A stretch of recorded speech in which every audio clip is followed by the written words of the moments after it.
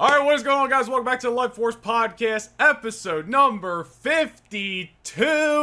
It is our 1-year anniversary of the Lightforce Podcast. Holy shite. What a monumental moment in time. We've been doing this for a year. Pretty crazy. I forgot the rest of the intro. I'm Noah. This is Laney as always. How are we doing this week? Doing pretty fantastic. It's going to be like a super busy week. We have a lot in store for this week.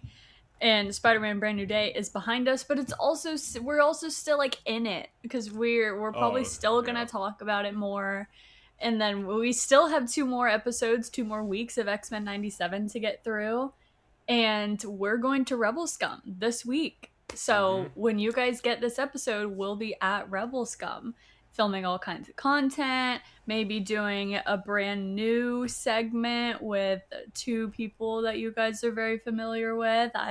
Can't confirm or deny, but that's something really exciting to talk about. And just we got a lot of things going on. Yeah, it's a busy week. I still haven't come down from the Spider-Man Brand New Day hype. I don't think anybody has. Like you said, I think we're still just like living in it, and I'm not ready to let it go. I was at Walmart yesterday, and I bought another pack of the Spider-Man Liquid IVs because clearly that ad worked on me because that's something like my 3rd box now. And I'm like, I'm not ready to go in stores and not see Spider-Man Brand New Day everywhere. It's going to be so disappointing. I mean, thank God, like, Avengers is coming up at the end of the year, so obviously I'm sure there'll be stuff everywhere for that, but still. Yeah. And then I got that giant box in the mail from Talkies yesterday. Parker sent me a picture of the box and was like, what could this possibly be? And I was like, I'm pretty positive that's from Talkies. And he was like, there's no way it's 35 pounds. And I was like, I think it's from Talkies. And it was. They sent a giant display case for 4 bags of Talkies, which is hilarious to me. But I'll probably repurpose the display case for like all my Spider-Man Brand New Day merch that I've collected. And I'll give the Talkies to my sister. I mean, can you open up the case? Like, well, I guess, yeah. Yeah, like, we had to assemble it. Why did I ask that? We had to assemble, like, no, you can't eat these Talkies, ever. Maybe there's nothing in the bag, it's just display, I don't know. It's just air. That would have worked out better for me, because I can't eat them. But, no, we had to assemble the thing and put them up in the case, and then put the case on top of it, But it's cool. I definitely didn't expect that from Talkies, that's for sure. No. And speaking of Spider-Man Brand New Day, guys, we're both rocking some Spider-Man inspired merch today. She's got, is that the crop top or? Yep. Yeah, she's got the crop top on. Shows the skin.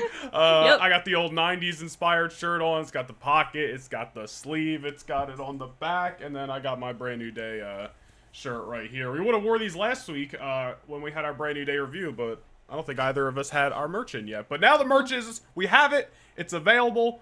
You guys can go pick it up. It's not going anywhere. Everything that's on the site, which has been all the show and movie inspired stuff from throughout this year, all that is going to be up until like the end of the year, and then probably like at the end of 2025, I'll probably clean house a little bit and take all the old designs down. But so you got time. But if you want to support us, Lightforce Podcast merchandise is available now. But yeah, as we get into our 1-year anniversary episode of the podcast, let's get the housekeeping out of the way. Where can the people find you? You can find me everywhere at Laney Byers on Instagram, TikTok, Twitch, and YouTube. Incredible stuff.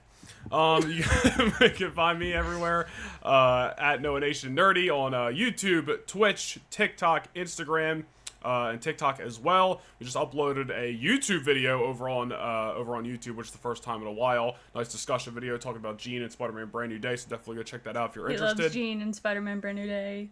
We're not even going to get into that topic today. We're not opening a can of worms, bro. It doesn't even matter anymore. Save it for you. Keep saying that. I don't care. It doesn't matter. No, I but don't. You do. I really don't care about Jean anymore. I'm over Regardless of the fact, because this is us opening the can of worms. Regardless of the fact. Most importantly, guys, go follow the Lightforce Podcast everywhere on Instagram, TikTok, and Twitter as well. We're on Threads as well, even though we don't use the Twitter and Threads that much. But hey, if you want to go follow us and support us, it'd be greatly appreciated. If you're watching here on YouTube, be sure to drop a like and subscribe. If you're listening on Apple and Spotify, be sure to give us the old follow and a rating. That would just be absolutely fantastic of you. That's a callback to the first episode of the Lightforce Podcast, which was our Fantastic Four review. Oh my god, I just did that on the spot. Bum, bum, bum, bum. Yeah, anyway, regardless, since we're already talking about Spider-Man Brand New Day, and I do want to get into, we are going to talk about Avatar Aang, the Last Airbender movie, because we both watched it. You watched it, right? Yeah, we both watched it, and I finally watched it literally last night, so I do want to talk about that today, later in the episode. But while we're talking about Spider-Man Brand New Day, wanted to run a little segment here. We've done this in the past with X-Men 97, and I wanted to run down a list of movies and possibly shows and see if you think any of these are better than Spider-Man Brand New Day, because regardless of little nitpicks and characters and this, that, and the other, I think we are both extremely high on Spider-Man Brand New Day. I gotta be honest, I think it's cracked its way into my top 5 MCU movies. I got it, like, recency bias, this, that, and the other. Dude, I've still only seen this movie one time. Want to see it again soon, but it's that good to me. It's just that good to me. I love this movie, so... We'll talk. We got some heavy hitters in here, so we can break it down a little bit more as we get into it. Okay. So, is Spider-Man Brand New Day better than Iron Man 1? I don't know. I need to see this movie again. I've also only seen it one time. I need to see a movie like 2 or 3 times before I really know how I feel about it in the grand scheme of things. But...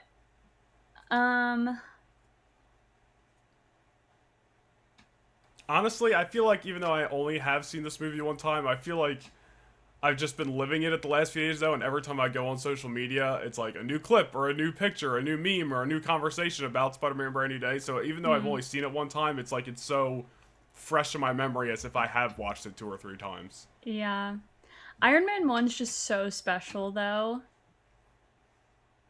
So it's hard for me to compare those two. Wasn't special enough. You were fighting it to not be on the Mount Rushmore when we did that segment because a couple months ago. That's completely different. I'll say it's better than Iron Man 1, I guess. Okay. Is Spider-Man Brand New Day better than Thor Ragnarok? Yeah. Okay. Yeah. Thor Ragnarok, for a while, was in my top 10. I think it kind of got booted out last summer when I really started to think about it between like Thunderbolts and Fantastic Four, and I was like, I don't know if it's in my top 10. It's like right outside of my top 10.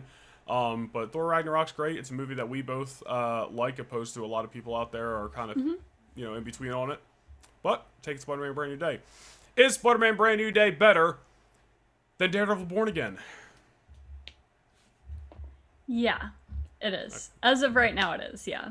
Yeah, honestly, you took a little bit too long to answer that. I thought that was going to be an easy, like, oh yeah, definitely. It definitely is. Daredevil Born Again Season 2 is really good.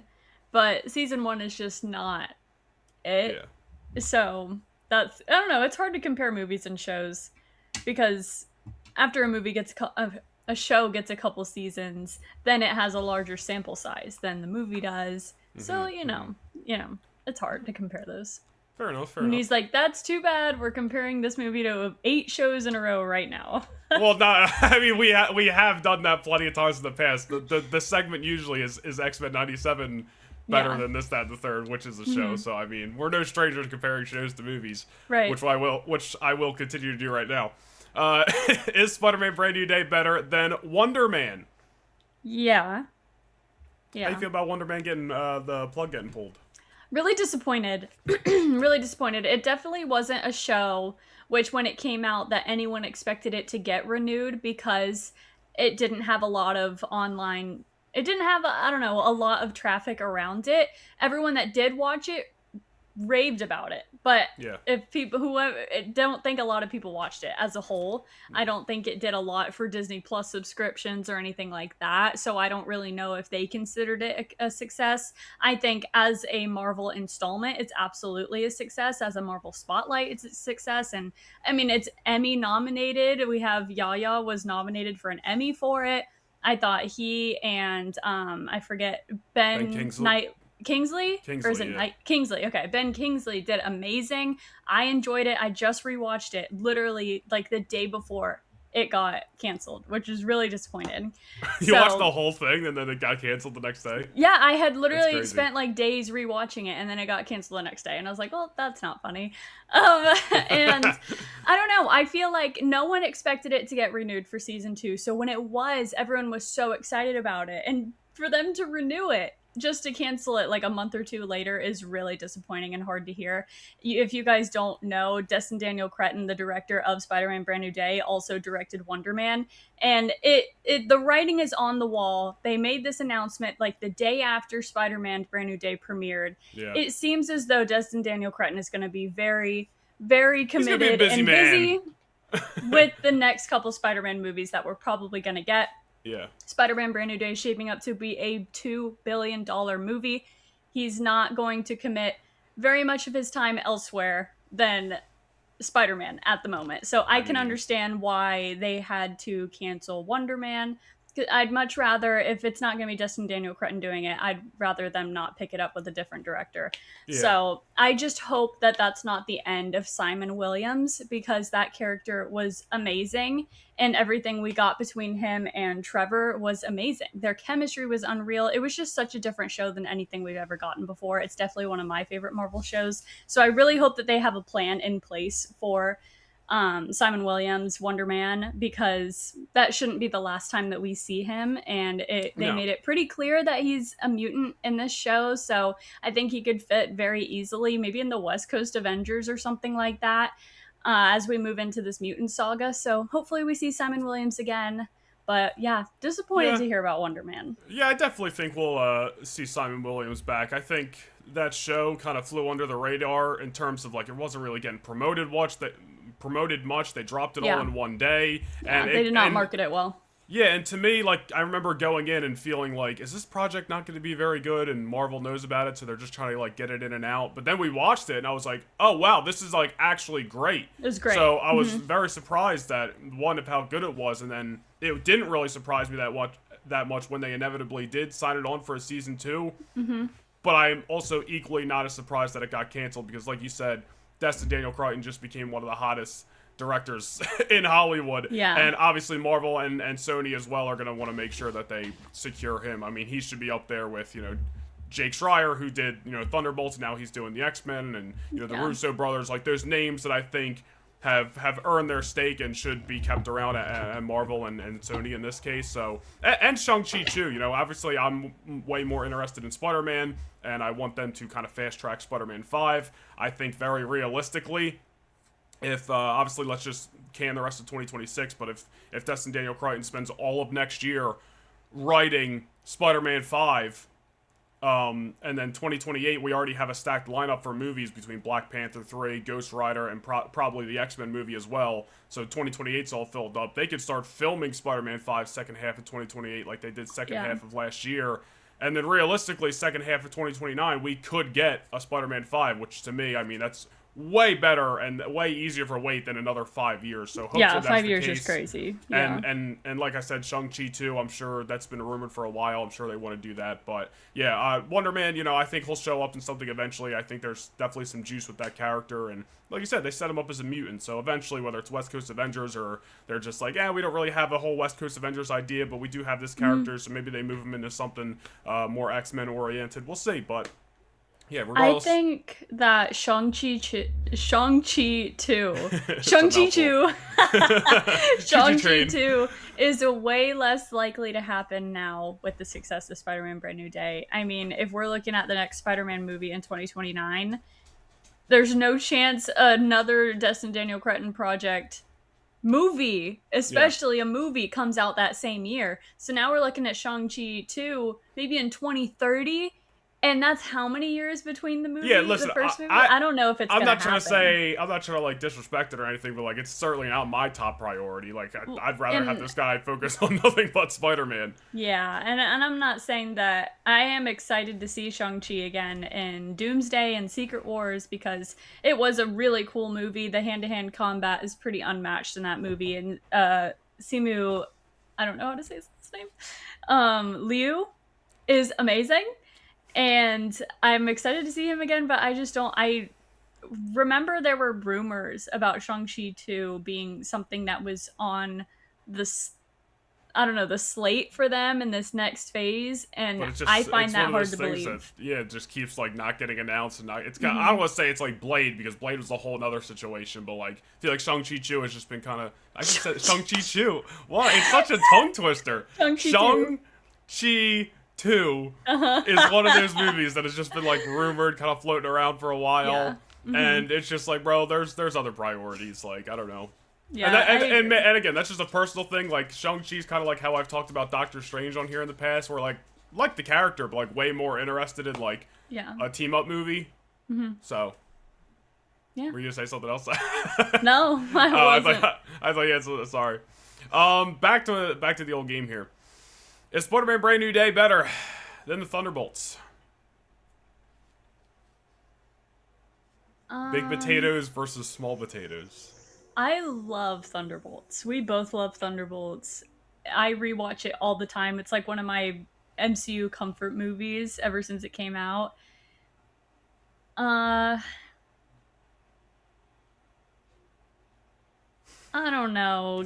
I don't. It's so hard for me I to don't do like stuff this like game. this. I don't like this game. It's so hard for me to do stuff on the spot because, like, right now I could say Spider-Man Brand New Day, and then tomorrow I'm like, that was stupid. Like, it's Thunderbolts, and then I get clipped out, and it's like, no, guys, I swear, I don't know. Well, when I clip this out, I'll leave the part of you saying, I don't know, tomorrow I feel different. Might feel differently. It's true. Like, my opinion on these movies changes all the time. At least where I rank them between each other. But I mean, I think as of right now, with only one watch of Spider-Man Brand New Day, I would say Thunderbolts.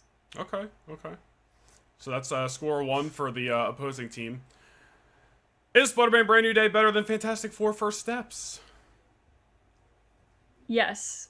I do think it's better in Fantastic Four because it has a stronger third act. There isn't really an act in Brand New Day that takes a lull at any time, but Fantastic Four notoriously has a pretty not great third act. So, Fair. yeah. Okay. Spider-Man Brand New Day, is it better than Spider-Man No Way Home? Yeah. Yeah. Okay. Yeah, I agree. If anyone wants an explanation on that, Spider-Man No Way Home, while it is a fun Spider-Man movie, it is in no way, shape, or form just a Tom Holland Spider-Man movie. I mean, I think Andrew Garfield puts on a better performance than every other Spider-Man in that movie. He's at least Andrew Garfield steals the show. I think he 100% stole the show, especially in the third act. I think Tom did a great job with the Aunt May scene, but I think the Aunt May scene carries the movie. I don't think that the plot is there. I don't love the antagonistic event that is happening that he's trying to avoid, which is literally his fault. I like that it gave us the reset of no one knowing who Peter Parker is anymore. Yeah. But No Way Home, while it was a really, really fun theater experience, in my opinion, does not hold up as a movie as well as Spider-Man Brand New Day will. Yeah, I rewatched No Way Home, whatever it was, last week, like on Monday or Tuesday before Brand New Day. And listen, like, the highs of that movie are still phenomenal, and there's still, like, tearjerker moments and all this stuff. But one thing that brings down this movie for me, and I'm not trying to dog on Doctor Strange on this episode, because I don't dislike the character by any means, but, like, when they're fighting in, like, the mirror dimension, I'm like, I don't know, I just don't need this. Like, it kind of brings it down, and, like, that's, like, a whole other element of Marvel and comics that is not Spider-Man. Yeah, so and I don't need all the villains back either. Green Goblin and obviously Doc Ock are really cool to have back, and oh my gosh, Willem Dafoe is unbelievable. He's also one of those people that steals the show and makes the movie, in my opinion. Without Willem Dafoe there, it's a pretty rough movie. So I don't want to put No Way Home on this pedestal when I don't think it does a lot for Tom Holland as a Spider-Man. Hey, you know me, I'm a bigger Homecoming guy. And now I'm taking Brand New Day over both of them. I don't even mind Homecoming at all. I rewatch Homecoming sometimes, and it's fine. I just don't think I've ever really connected and enjoyed Tom Holland's Spider-Man until Brand New Day. This is like... Yeah, that's fair. I don't think that's a knock on any of his movies. I think that's like a different conversation, what you're saying, which is fine. Yeah. Mm-hmm. Yeah. All right. Is Spider-Man Brand New Day better, coming in with the heavy hitters here, than X-Men 97? You know, it sucks because I really, really need these last 2 episodes of X-Men 97 to hit. And if they do hit, then I will take X-Men 97 over Spider-Man Brand New Day. But as of right now, I would say Spider-Man Brand New Day is better, but it's so hard to compare like a really great movie to a really great show when this Mm. show isn't even done with its second season yet. But if I was just comparing season 1 of X-Men 97 to Spider-Man Brand New Day, I'd probably take X-Men 97. But season 2 of 97, I'm obsessed with it and I love it, but I don't think that every episode hits as hard as every episode from last season does. Yeah, I wanted to And ask you. I'm loving these episodes. I'm loving them, but they're definitely not moving the plot forward in the same way that every episode was very intentional with last season. Yeah, I wanted to ask you, and we can get more into it like after next week when the whole season's done, and obviously we'll do a full breakdown of the season, stuff like that. But that's my one knock on this season of X-Men 97 is like the episodes are hitting, but like I felt like every episode of season 1 outside of like episode 4, every episode of season 1, like the Annie just kept being up and like the tension just kept rising, and like I don't know, it is there sort of in season 2, but like I just feel like there's a lot of moving parts. There's a lot of stories that I wish we got to spend more time on. Even like the first 3 episodes where it was like the team in the past, the team in the present, the team in the future. I could have used a whole nother episode of each of those, but like we only have 10 episodes. They're moving. There's just a lot going on, and I'm just like, it is really good. I just there's something missing. But I think that a big part of that is that Beau DeMaio got canned at some point in between production of season 1 and season 2. And while Beau DeMaio still has his credits on this season, I read somewhere that there's a point in this season of episodes where Beau DeMaio was no longer there anymore. And I think and whether he was there or not to write the entirety of season 2, they of course probably had to pivot a lot of things moving into season 3 with a different showrunner. So I think that might play into it a little bit. I think that it's great that we're getting development for characters like Polaris and Bishop, and we got a whole episode on Nightcrawler. Those things would be great if this season had like 20 episodes. Then we wouldn't even be worried about what's happening in these couple episodes. But we have 9 episodes, 1 episode less than season 1. And when you're not moving the greater plot forward, it makes it increasingly obvious that we're probably not going to get a lot of Apocalypse in this season, like we felt like we were going to after the first 4 episodes. Now we're probably going to get the last 2 episodes, and this is not going to be resolved before season 3. And that, I think that's pretty obvious at this point, which is fine. But it would be so much better with the success of this show if they could just make it 15 to 18 episodes, maybe like a normal TV show. And then you don't have to worry about the size of the cast and the amount of characters you're working with and trying to squeeze them all in while furthering the plot. You have enough room to grow and to breathe and to let these characters develop. That's the only knock I have on X-Men 97. Is if you're going to keep going with this show for 10 seasons, how about you give us more than 9 episodes per season moving forward after that? And then nobody will ever even talk about how, well, the last 3 episodes, ever since Magneto died, nothing's happened. End quote. So I think that there will be payoff to how much development we're getting with Polaris. I mean, before this season, before episode 5, no, if you didn't watch the original X-Men series, you had nothing. You had no knowledge of Polaris going into X-Men 97. She's been one of the best parts of the whole season so far. Yes, yeah. And for us to care about whatever happens moving forward, which is probably going to involve Polaris, whether it's Magneto becoming a Horseman or Iceman being a Horseman or anything like that, we have to spend a couple episodes developing Polaris and her relationships with the other X-Men, like with Bishop and Rogue and Professor X and all that stuff. So I think it's going to pay off and it's going to make sense. You're talking to the girl that says that there's not a lot of filler episodes in Bad Batch because all the filler episodes have purpose. We had to get to know the characters if we're going to care about any of them dying and the stakes that they set up for the seasons. I think that's exactly the same as what's happening in 97. Bad Batch, how many episodes did Bad Batch get?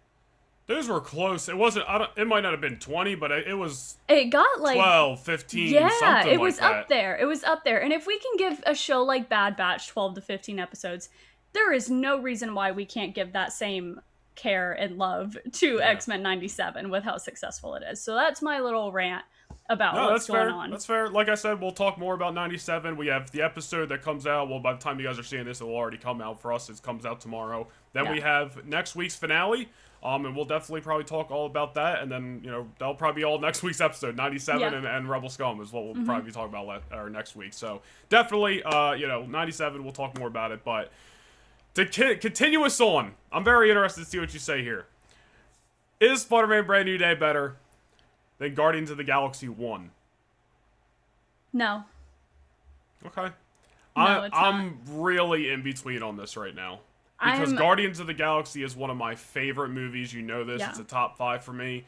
But Spider-Man Brand New Day made me feel more than, any movie has made me feel in a long time. So, I need to, watch Guardians and then watch Spider-Man Brand New Day and give us that answer. But right now, I'm leaning more towards Brand New Day. Yeah, I mean, Guardians of the Galaxy is number 2 on my second favorite Marvel movie is Guardians of the Galaxy. So that's a pretty high bar to set. So, and Spider-Man Brand New Day is up there. If you told me you took it over Guardians 1, I wouldn't even bat an eye. I'd be like, yeah, okay, that's fair. But I think Guardians is just special. There's something about that movie is just unreal. The cast is unreal. The chemistry between the characters is unreal. I mean, I guess it depends on what you're looking for when you're going to choose what movie to watch. But, I mean, yeah, just for me personally, I would still take Guardians over it. But if any of you would say Spider-Man Brand New Day over it, I'd be like, yeah, that makes sense to me. Yeah. It's just still a great movie. I love Guardians, dude. I remember watching it in theaters when it came out. I rewatched it probably about a year ago at this point. And I remember rewatching it last year and be like, dude, this movie hits. It's so freaking good. It hits. But, when I'm just sitting here and I'm ranking, my top 10 MCU movies, which obviously I updated that on Letterboxd this week, I'm like, dude, I kind of want to take Brand New Day over Guardians. And they're neck and neck, but I don't know. All right. Some heavy hitters here. I guess we're already into heavy hitters. Is Spider-Man Brand New Day better than Avengers Infinity War? No. Fair enough. Is Spider-Man Brand New Day better than Captain America Civil War? I just watched Civil War yesterday because it was on the TV at work.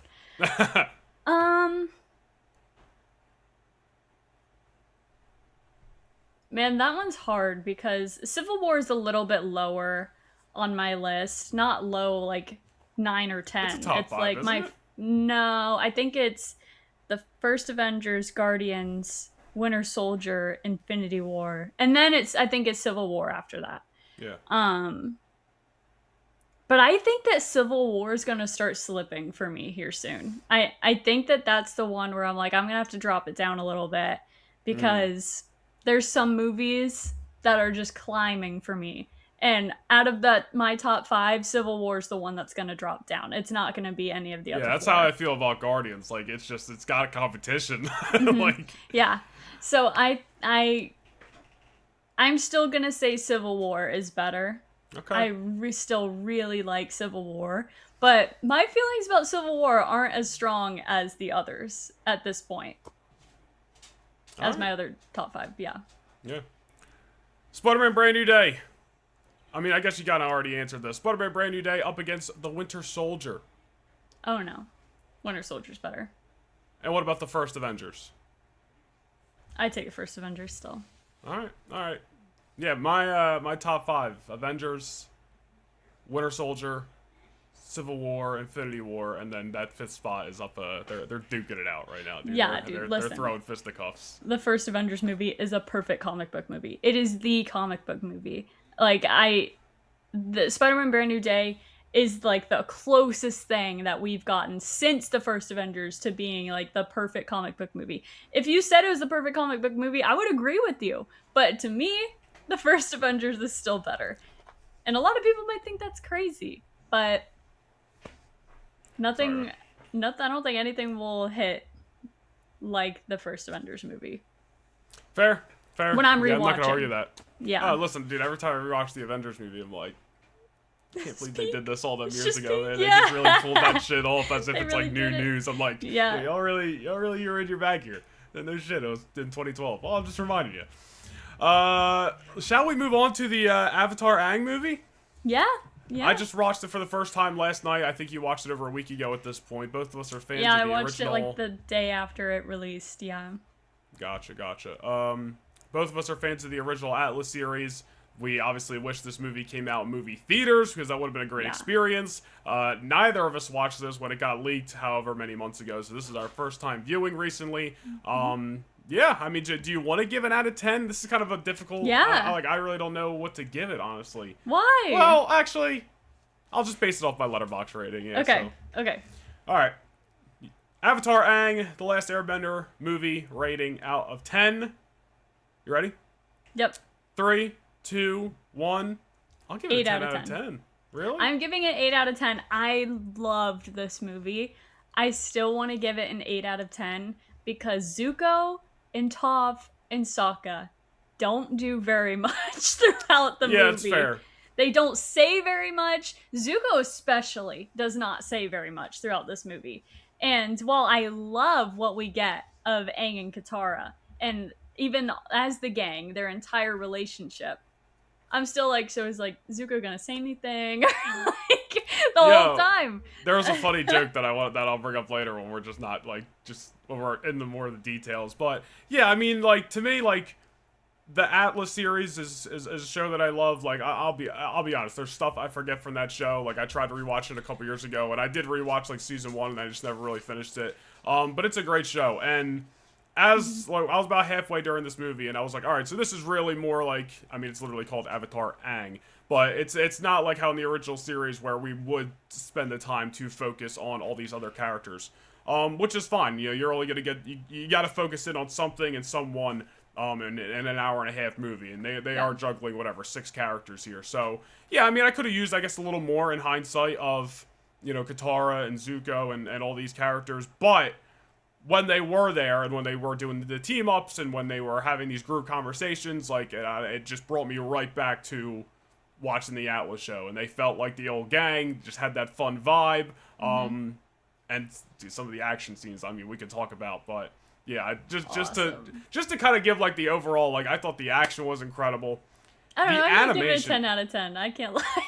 I kind of want to give it a 10 out of 10. Well, I was like, dude, let me just base it off what I gave it on Letterboxd. I gave it a 5 out of 5. So, yeah, I did too. I mean, so yeah, maybe I should just give it a 10 out of 10. But it's so hard.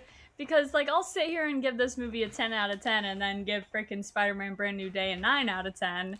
Different conversations, though. Yeah, like, every movie's a different conversation. The rating, a 9 out of 10 rating for one movie is different than a 9 out of 10 rating for another There movie. Are different like, I can't bars describe that they it, have to but meet. everybody just knows. Yeah. Just to, like I said, just to kind of give some overalls in this movie, dude, the animation was some of the coolest animation I've ever seen. So there were beautiful. some shots in this movie that were like wide shots. It reminded me of like Mall Shadow Lord when they would do like those wide shots and you'd really see all the like paint strokes and stuff. Yes. And not that this had that same like paint stroke or anything feel, but they kept doing like these. I think it did a little bit. Did it? Maybe I just missed it. You should watch it again. Just look at the sky. Yeah. Like, they just kept doing, like, these wide shots that looked incredible, dude. Yeah, and even at one point when they were falling from the top of the mountain, they did this one wide shot of... I wish I remembered enough to, like, describe it more. But I was just like, holy crap, this looks fantastic. When Aang is falling from the mountain trying to save Togga, who's unconscious still. Yeah, and there was just this one shot, and I was like, holy crap, dude, this looks awesome. Yeah. That was great. I don't know. I know they brought back no original voice actors, correct? It was all new voice actors. Yeah, except the Cabbage Man. Except the Cabbage Man, which is great that they'll find a way to throw him in there. You got to respect it. I thought they all did a good job. None of them like took me out of it. I thought it was solid. If I had no idea that those weren't the original voice actors, other than Aang and Zuko, obviously. You would have had me sold. Katara sounded exactly like her, and Toph sounded exactly like her. Like, the perfect kind of tone and pitch for grown-up versions of those characters. They did outstanding jobs. And the Toph voice actress is actually blind. And I was like, that is really cool. Like, that it's really cool that they're able to find people who really would resonate with the character the most to represent that character. And I think that's so cool. So I think a lot of people have a lot of stuff to say about the original cast not being brought back. You don't know if the original cast was available to be brought back. We don't know what their schedules are. We don't know if they were even, maybe they weren't asked to be brought back. Maybe that was something that happened. But we don't know what actually happened. And what are you going to do? Like, the original actor for Aang says he can come back, but nobody else is able to come back. So the only one that's the original actor is Aang, and then the rest of the cast is new. It's like, at the end of the day, I think it was a fair decision to go ahead and go with a completely new cast. Yeah, like if they sounded like terribly different and really took you out of it, then we would have a problem. But like, I didn't mind it at all. I thought they were outstanding. They really were. The only one that obviously sounded completely different was Zuko, and I think that it's fair, again, because if the entire cast is getting a new voice actor, you can't just shove the same voice actor into Zuko. It would kind of take you out of it a little bit. It's like, oh, okay, so everybody aged except Zuko. Yeah, like, Brian, listen, you gotta either bring them all back or you gotta do a complete recast. Exactly, so, like, exactly. And I love Dante Bosco. I mean, Zuko arguably has one of the most iconic and notable voices in all of animation, in all of cartoon history. But if you're not going to bring the entire cast back, you got to just redo the entire cast. Yeah. And I think they made the right decision. I mean, it's Steven Yeun. He's unbelievable as a voice actor. Most of you know him from Invincible. I know him from The Walking Dead because I haven't seen Invincible yet. He's literally Mark from Invincible. And he's Zuko now. I've only watched one season of Invincible, and I haven't watched since the end of May, so like I forget a little bit. But hey. Yeah, and it's Steven Yeun as Zuko. That's like iconic. That's so cool. And I thought he did such a great job. I don't think I love Dante Bosco. His voice is iconic as Zuko. It's never gonna change that. But I think if in those serious moments or when he was fighting the airbenders at the end, if Dante Bosco's voice was coming out of beefy, big old Zuko, I would have been like, Dude, everybody was chiseled in this movie. Beautiful. I don't know who made the executive decision to be like, hey, not only is everybody going to be aged up for this story, but they're also all going to be jacked. Like, and they made sure to show you, like, at some point, everybody's clothes are Nobody has clothes on. Yeah, basically, everybody, they got in the fight, and everybody's torn up. And they made sure to show you. Which is very realistic, by the way. Everyone always says, hey, how do they get in fights and their clothes are totally fine? And I totally agree with that. Like, that never happens in the original series, which they're show us those biceps, you know what I mean? Yeah. That's all I'm saying. Hey. That's what I'm saying. Dude, everyone was chiseled. Everyone was real good looking in this show. They're buff. The Zuko girls were fed. Now Aang can have girls, now that he's old enough to have a fan base that thinks he's ridiculously attractive, which he is. Like, of course the Avatar's going to be peak physique and shredded out of his mind. Of course the one girl who can teach people metal bending is going to be ripped. Like, yeah, she's a big beefy earthbender. Of course the Fire Lord is going to be jacked out of his mind. Do you remember season 1 Zuko? Listen, like, dude, everybody had a real big glow up here, you know. Yeah, and but of let me ask you Katara something. Let me ask your opinion. You know, who do you think had the best physique in this movie? Like Zuko and Aang. I don't know. That outside of the gang. Oh, Togga. Yeah, dude. Yeah. Like, don't anybody forget who voice acted him, dude. The old animal Dave Bautista. He did a great job. An unbelievable. He looked great. Yep. Even when he had the staff at the end, and I don't know what you want to call it, he evolved up. Yeah. He looked awesome, dude. He kind of looked like Spider-Man 2099 for a second because he had a bunch of blue and red, and I was like, yo. No, Dave Bautista did an unbelievable job. He was perfect as Togga. His voice hit so hard. The delivery of every line had so much emotional weight to it. And even though we knew nothing about this character, we'd never met this character before, we could feel the heaviness of the loss that he's carrying.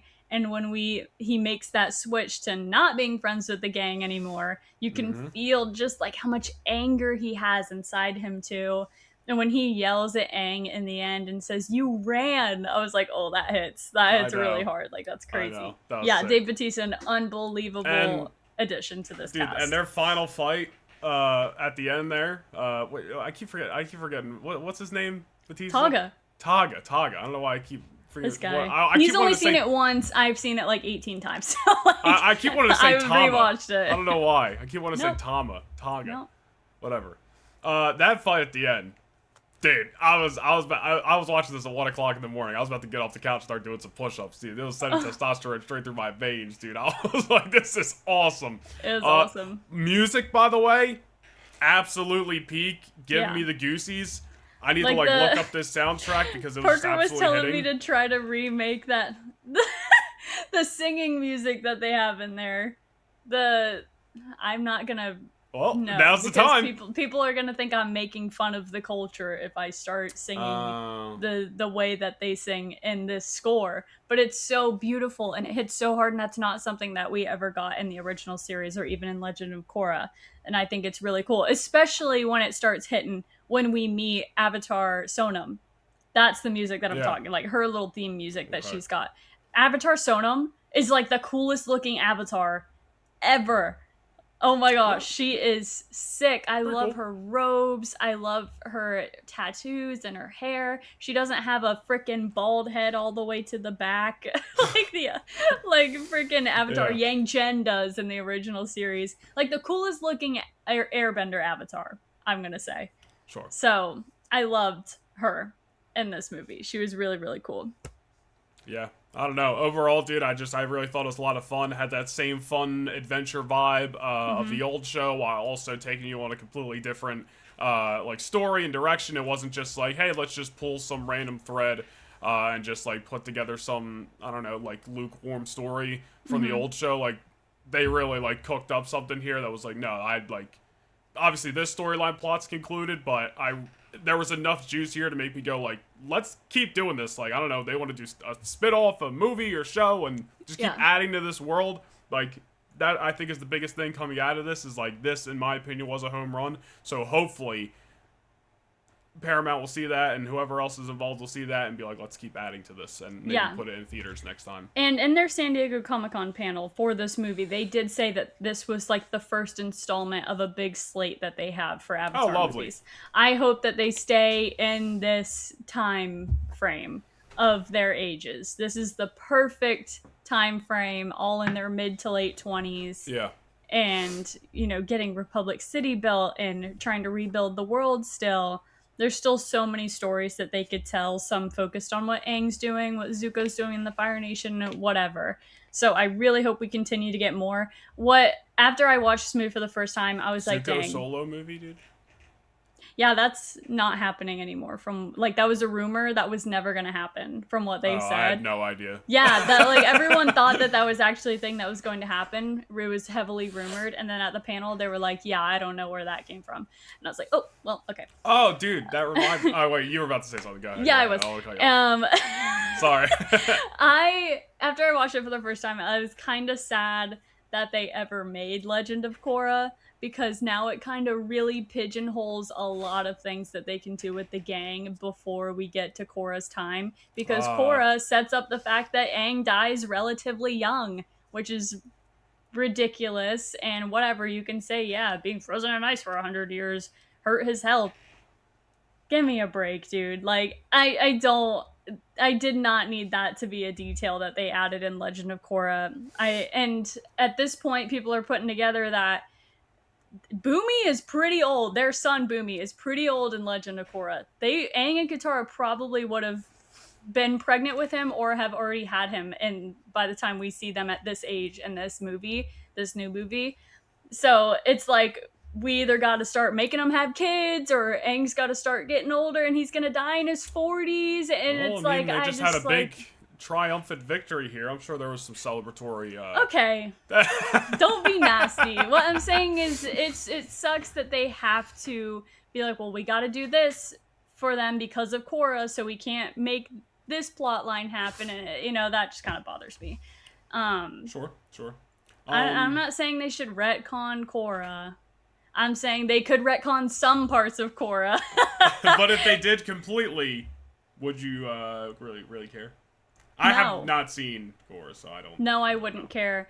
I think it would be cool if they retconned the show for Korra and then did whatever the frick they wanted to with Aang, and then Korra was still the next Avatar, but they maybe just went ahead, retconned the series, and did a movie for her instead, or something like that. I think that would be better, because while season 1 of Korra is great, season 3 of Korra is pretty good. Season 2 and Season 4 are pretty awful. So. Damn. Well, that's crazy. Yeah. What I was gonna say earlier is they made a joke when I guess they got into the spirit world. Was it? And Zuko and Katara were old, and they made a joke that they were a couple. Yes. And then they were like, a couple? And then and Aang's like, not a couple. Yeah, Aang pops up and he's like, not a couple. I thought that was hilarious because I just is. felt like that was a direct shot at all the it was like solidifying the shippers. fact. Yeah, it was like a shot to the Zutara shippers saying that's never happening, by the way. Thank I thought God. that was hilarious. Thank God. And I think this movie converted some of the Zutara shippers and over to the Katang shippers. Because, I mean, guys, it was always Katara and Aang. It was always going to be Katara and Aang. And now that they're older and you can see their chemistry, yeah, of course you're going to start. The way she was bending to help heal his muscles that were injured at the end. or at the beginning. In the beginning, yeah. I think it's some real chemistry there. And I don't hate people that ship Zutara. I think that Zutara is very much so like, well, Zuko is hot, so we should put him with the main girl of the gang instead. And fire and water and enemies to lovers. That's the thing that kills me, is how obsessed people are with enemies to lovers, that they'd much rather have enemies to lovers than friends to lovers. Stop. And I think that now that that Aang is attractive, people are like, "Oh, I hear you out, Katara. I can understand. See why you want some of that." Yeah, like I get it now. Yeah, that's hilarious. But oh my gosh, their chemistry is unmatched. Katara was pretty hot in this show, or in this movie. I'm not gonna lie, dude. Yeah, not gonna lie. Of course she is. Would. Okay. Their chemistry is unbelievable. Like, this is a Katang movie. They are so great together. And I heard some people say that Katara was reduced to just being like the Avatar's girlfriend.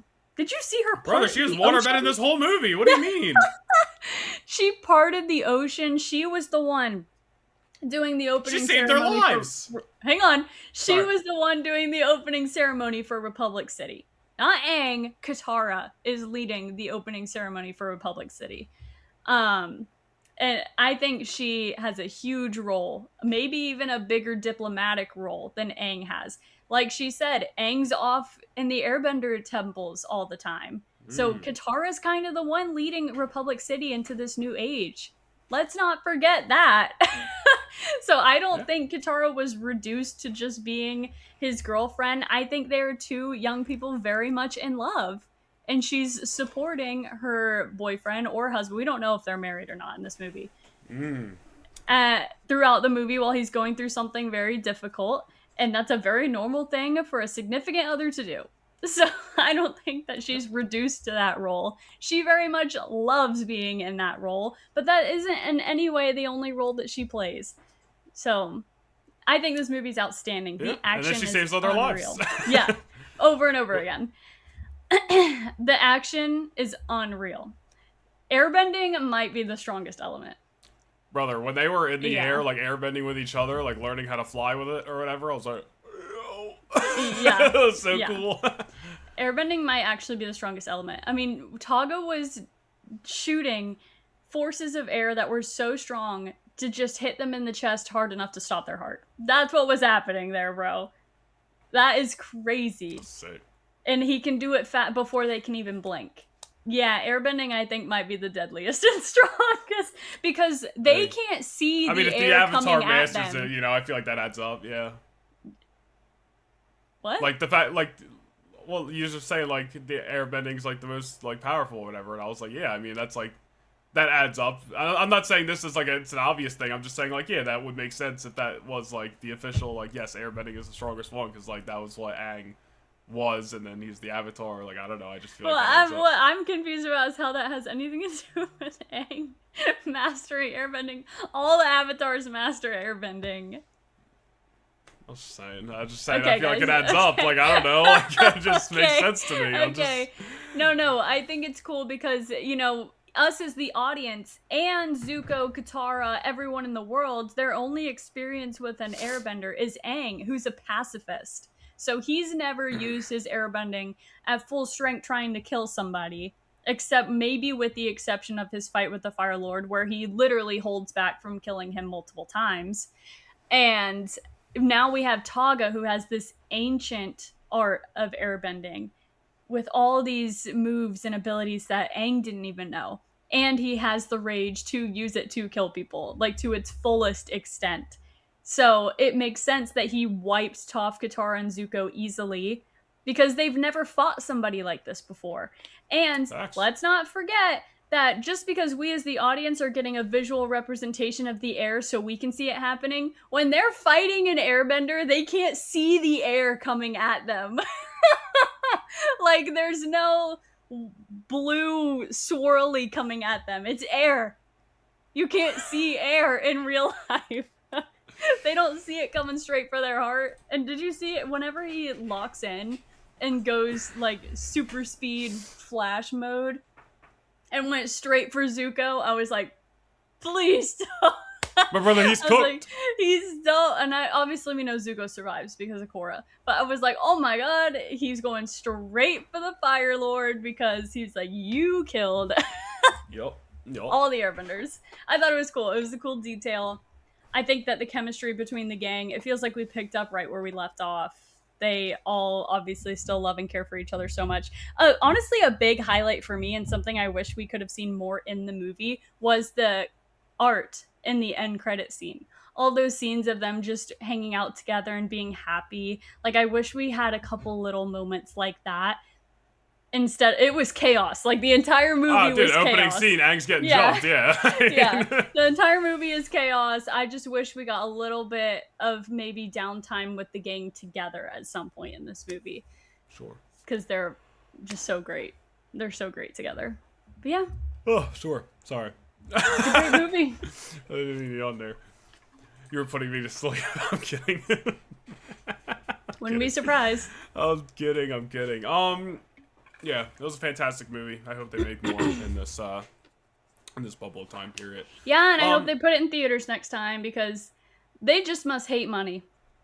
This movie would have made so much money in theaters. I don't think they quite understand the pull that Avatar: The Last Airbender has. Well, now they needed a reminder, so they made a decision. It was not the right decision, and I think a lot of people are in love with this movie, so hopefully next time around they can right the wrong. They better. That's all you can do, We were robbed. We were robbed! Dude, the art on the animation, those wide shots that I was talking about on the big screen, oh my gosh, dude. Yeah, we'll never experience that. I'm trying to be a little bit of an optimist and say that if they do a movie like this again, they'll put it in theaters, but... Maybe they will, but... I guess we'll never know. It'll never have the pull that this movie would have had because it's never going to be the first movie since in 20 years or whenever the last episode of Avatar: Last Airbender released. You know what I mean? 2008, maybe? It's the first thing that's been released for these characters, other than Korra, since the Avatar, since season 3 ended. That's so much annoyance and disdain. Yeah, because it's Korra. like, it has, yeah. We'll see. We'll see. Maybe they'll do it. We'll see. You never know. The success of this movie might let them. I already made that point. Huge missed opportunity. Yeah. Huge. Do we have anything else to talk about this week? Honestly, or I think I know this was we're kind of just getting this in before Rebel Scum. It's our 1 year anniversary. We had to talk. That we've been living in this Spider-Man Brand New Day hype. We had to talk about Aang. Mm-hmm. We talked about X-Men 97. We talked about X-Men 97. I feel like that's all we got for this week, guys.